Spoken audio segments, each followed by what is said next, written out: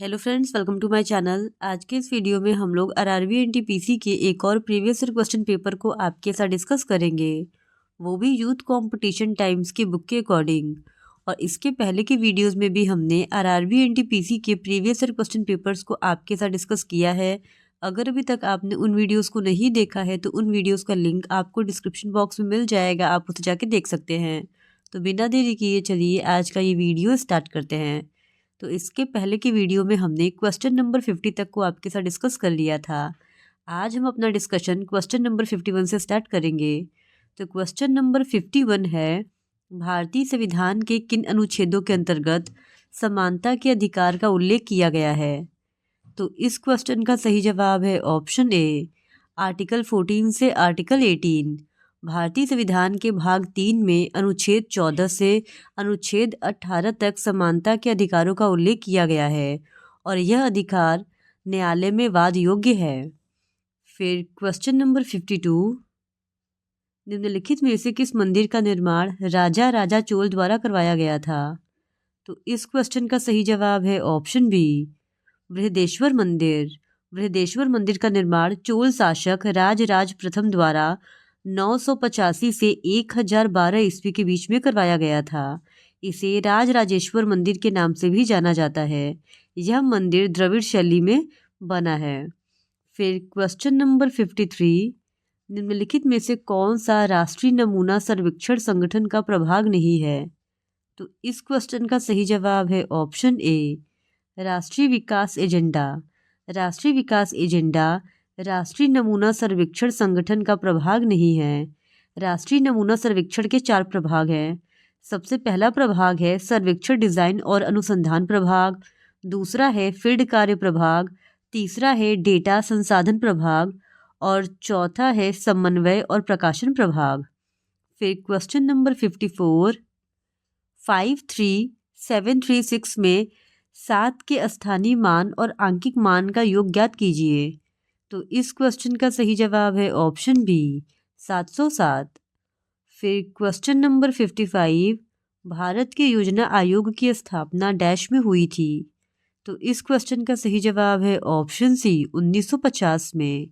15 मार्च 1950 को केंद्रीय मंत्रिमंडल द्वारा पारित प्रस्ताव के द्वारा योजना आयोग की स्थापना भारत में की गई थी। योजना आयोग का अध्यक्ष प्रधानमंत्री होता था, परंतु 1 जनवरी 2015 में इसके स्थान पर नीति आयोग का गठन किया गया है। फिर क्वेश्चन नंबर 56, कंप्यूटर शब्दावली में ईपीरोम का पूर्ण रूप क्या है?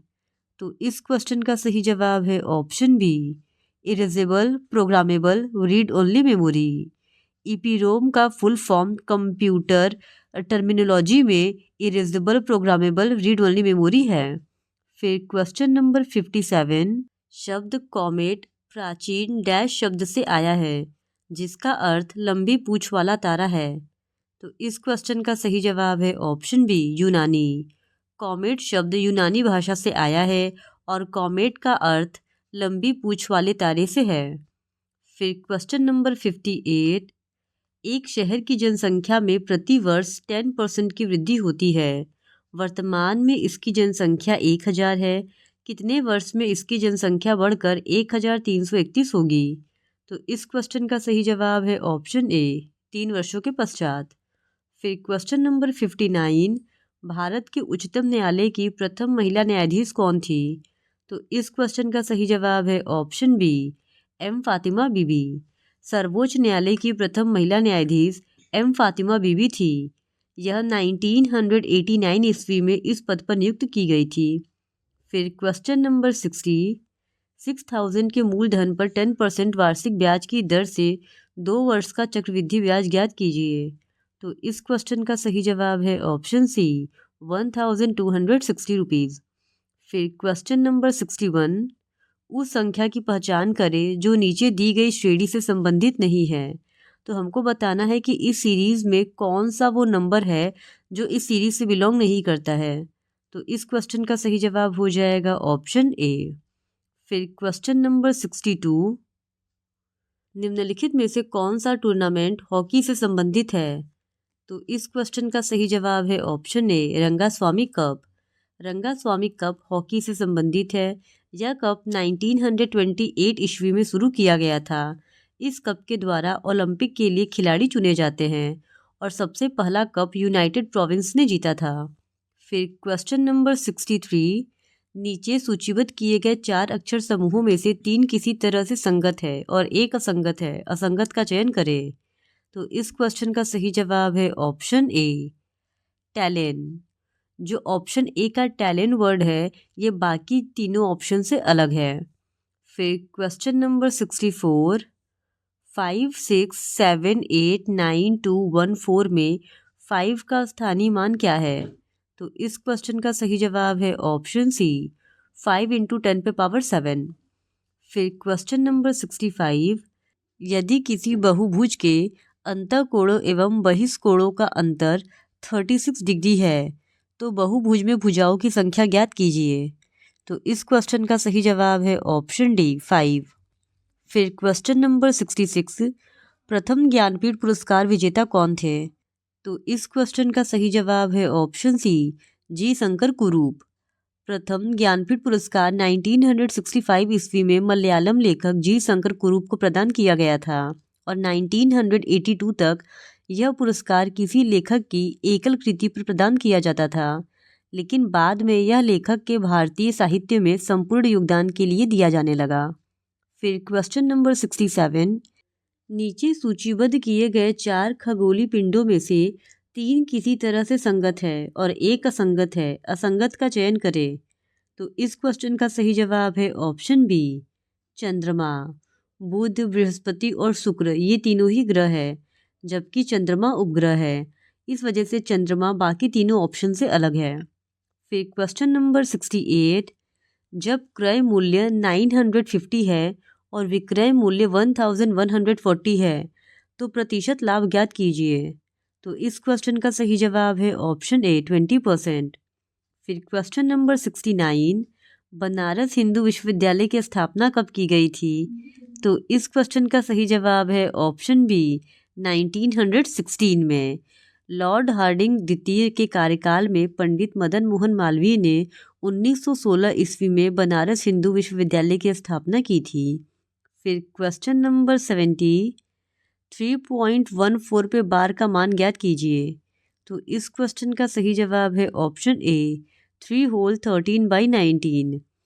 फिर क्वेश्चन नंबर 71, निम्नलिखित में से कौन सा सुनामी का कारण नहीं है? तो इस क्वेश्चन का सही जवाब है ऑप्शन ए, मृदा अपरदन। मृदा अपरदन सुनामी का कारण नहीं है।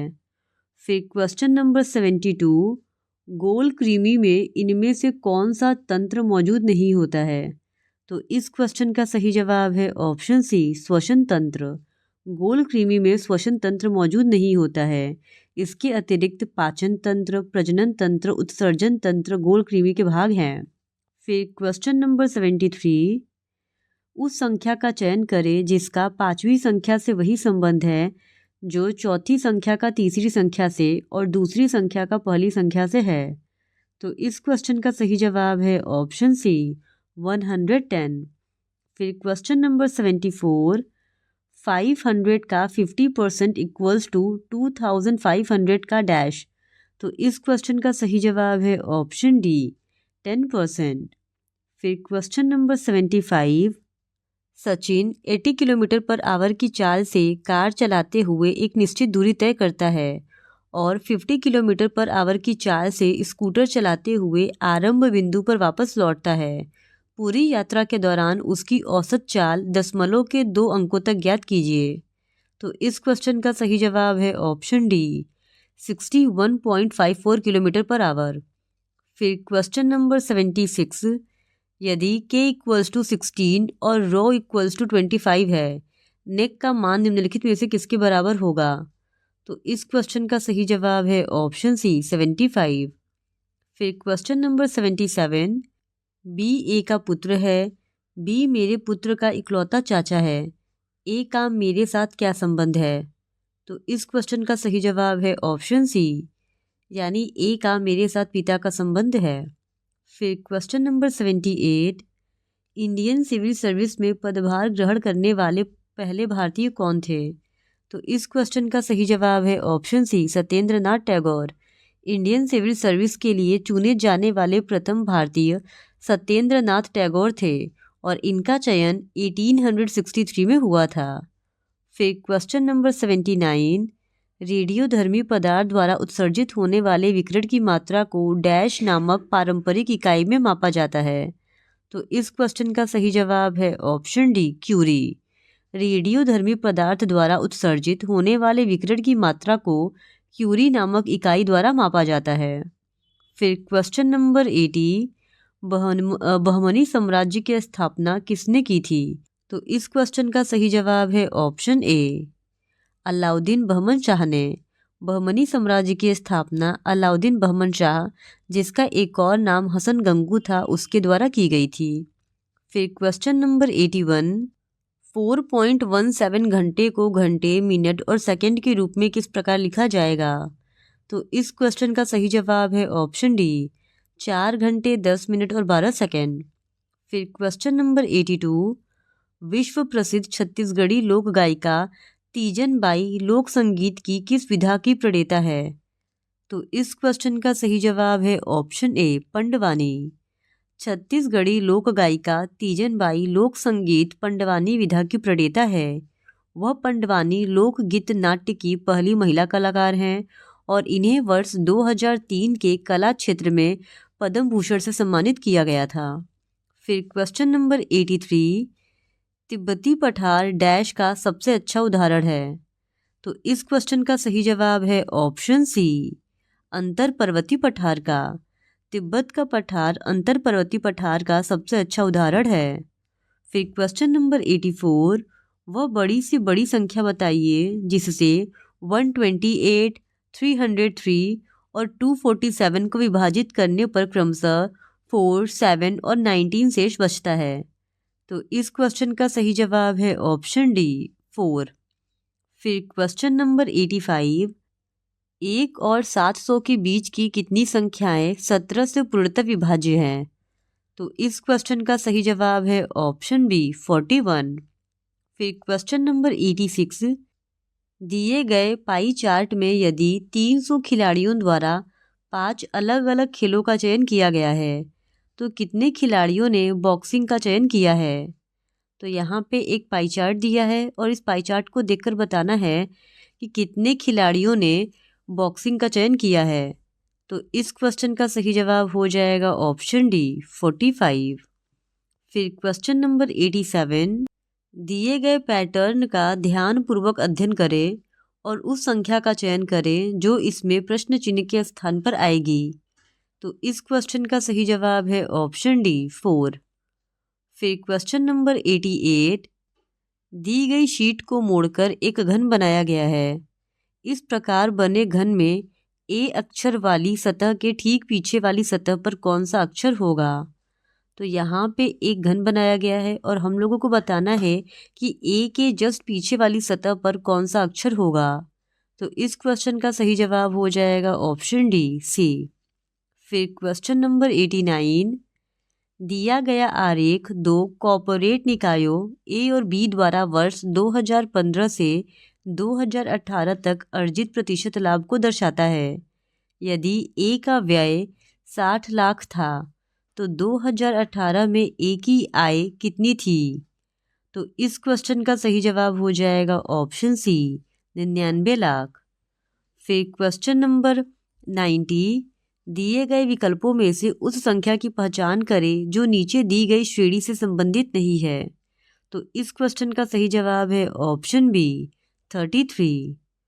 फिर क्वेश्चन नंबर 91, नीचे सूचीबद्ध किए गए 4 खेलों में से 3 किसी तरह से संगत है और एक असंगत है, असंगत का चयन करें। तो इस क्वेश्चन का सही जवाब है ऑप्शन सी, बैडमिंटन।